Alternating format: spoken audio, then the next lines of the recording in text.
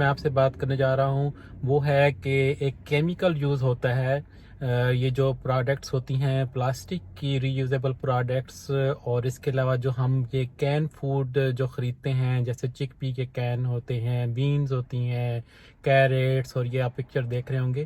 تو یہ جو ان کی جو انر لائننگ ہوتی ہے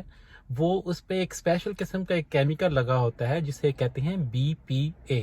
اور یہ جو ہوتا ہے یہ کیمیکل یہ ایک جو ہوتا ہے ایسٹروجنک جو ایک ہارمون ہوتا ہے اور اس سے ملتا جلتا ہوتا ہے، اور لیکن اس کے نقصان یہ ہوتا ہے کہ یہ بچوں کی جو ذہن کی جو نشو و نما ہوتی ہے اس پہ اثر انداز ہو سکتا ہے، اور ان کے اندر جو ہوتا ہے یہ بونز پہ ڈیفیکٹ کر سکتا ہے، تو اس بڑوں کے بھی اس میں بہت زیادہ سائیڈ افیکٹس ہوتے ہیں۔ اور تو یہ جو ہمیں پروڈکٹس ہیں یہ بالکل ہمیں بہت کم یوز کرنی چاہیے جو کین فوڈ ہیں، اور ہم جب کوئی چیز بائی کریں تو اس طرح کی کوئی چیز کین فوڈ یا باٹل واٹر کی جو سپورٹس باٹل ہوتی ہیں پانی کے لیے، تو وہ ہم دیکھ کے یہ بائی کریں کہ ان پہ لکھا ہو BPA فری، کیونکہ یہ جو 1960 کے بعد سے جب اسے یوز کرنا شروع کیا ہے تو اس کے بہت زیادہ جو ہے سائیڈ ایفیکٹ سامنے آئے ہیں، تو ہمیں پروڈکٹس کو اول تو ہم کوشش کریں کہ یہ جو ہم کینڈ فوڈ یوز ہی نہ کریں۔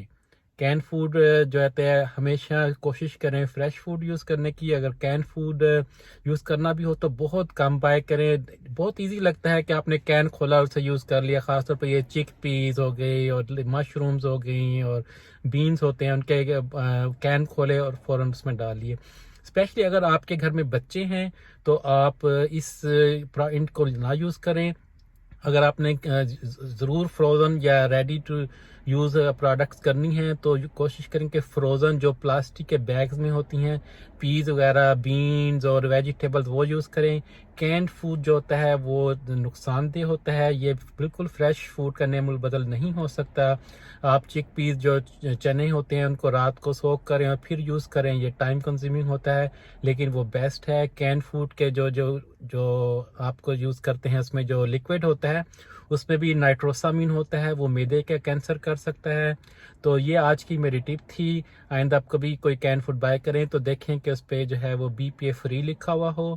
اور اگر آپ نے یوز کرنی ہو تو پلاسٹک کی جو ہوتی ہیں اس میں پیکنگ میں جو ہوتی ہیں فروزن فوڈز وہ یوز کریں، اور کوشش کریں کہ سب سے پہلے آپ فریش فوڈ جو ہے وہ بائی کریں اور اس کو پریپیئر کریں۔